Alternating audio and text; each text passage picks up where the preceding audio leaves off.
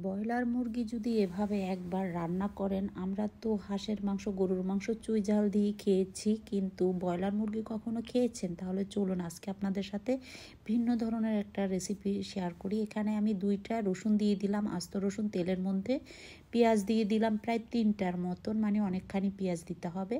এখানে আমি কোনো রকম বাটা পেঁয়াজ ইউজ করব না। তারপর তেলের মধ্যে হালকা একটু ভেজে নেব, এত বেশি ব্রাউন করতে হবে না। আদা রসুন বাটা দিয়ে দিব 1 টেবিল চামচ করে, যেহেতু মুরগিটা অনেক বেশি নিয়েছি আমি, প্রায় এখানে দুইটা মুরগি নিয়েছি, প্রায় 1.5 কেজি ওজনের।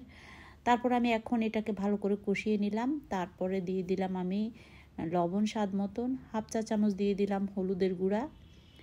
তারপরে লাল মরিচের গুঁড়া দিয়ে দিলাম 1.5 টেবিল চামচ। কেনা গরম মশলা দিয়ে দিলাম 1 চা চামচ, আর আমি ঘরে চুরানো গরম মশলা দিয়ে দিলাম 1 চা চামচ, আর টালা জিরার গুঁড়া দিয়ে দিলাম 1 চা চামচ। দিয়ে ভালো করে এটাকে আমি কষিয়ে নিব। অবশ্যই কিন্তু ভালো করে কষিয়ে নেবেন, যেন এরকম একদম ভুনো ভুনো হয়ে যায়, কোনো রকম মশলার যেন গন্ধটা না থাকে। পানি দিয়ে আবার একটু কষিয়ে নিচ্ছি। আমার এই রেসিপিগুলো আপনাদের কাছে কেমন লাগে অবশ্যই আমাকে কমেন্ট করে জানাবেন। তারপর আমি এখানে দিয়ে দিলাম চুই ঝাল 1 টুকরা, মানে বড় 1 টুকরাকে আমি ছোট ছোট টুকরা করে দিয়েছি। এটা আপনারা স্কিপ করলেও করতে পারেন, কোনো সমস্যা নাই। চুই ঝাল যদি না থাকে দেওয়ার দরকার নেই।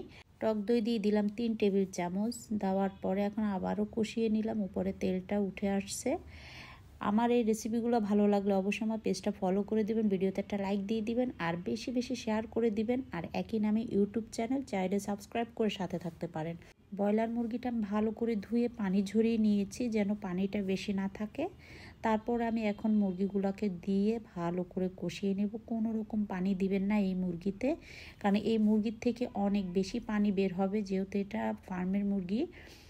তারপর ভালো করে আমি মশলাগুলো নেড়ে চেড়ে দিয়েছি। এখন আমি এখানে অ্যাড করব কাঁচামরিচ আর টমেটো। এখানে আমি 3টা বড় সাইজের টমেটো দিয়েছি। দিয়ে এখন ভালো করে এটাকে আমি আবারও মিক্স করে দিব। অবশ্যই টমেটোটা একটু পাকা দেখে নেবেন, এতে করে কিন্তু মাংসর টেস্টটা অনেক বেশি বেড়ে যায়। এখন আমি ঢাকনা দিয়ে তারপর আমি চুলার আঁচটা মিডিয়াম হাই হিটে রেখে তারপর রান্না করব। দেখবেন এর থেকে কিন্তু অনেক পানি বের হয়ে যাবে। এই যে দেখেন, মুরগির থেকে অনেক বেশি পানি বের হয়ে গেছে। এখন এই পর্যায়ে কিন্তু আবারও নেড়ে চেড়ে কিন্তু আবারও হালকা করে ঢাকনা দিয়ে দিব। দিয়ে আবারও চুলার আঁচটা বাড়িয়ে দিয়ে এখন রান্না করে নিব। কিছুক্ষণ রান্না করার পরেই কিন্তু আমার দেখেন উপরে হালকা তেল উঠে এসেছে, আর একদম মুরগিটা হয়ে গেছে। দেখলেন তো কত মজার একটা মুরগি রান্না করা দেখালাম আপনাদের সাথে। এভাবে একবার হলে ট্রাই করে দেখবেন, অনেক বেশি টেস্ট হয় এই মুরগিটা। বিশ্বাস না হলে একবার আপনারা রান্না করেই দেখেন না কেমন লাগে।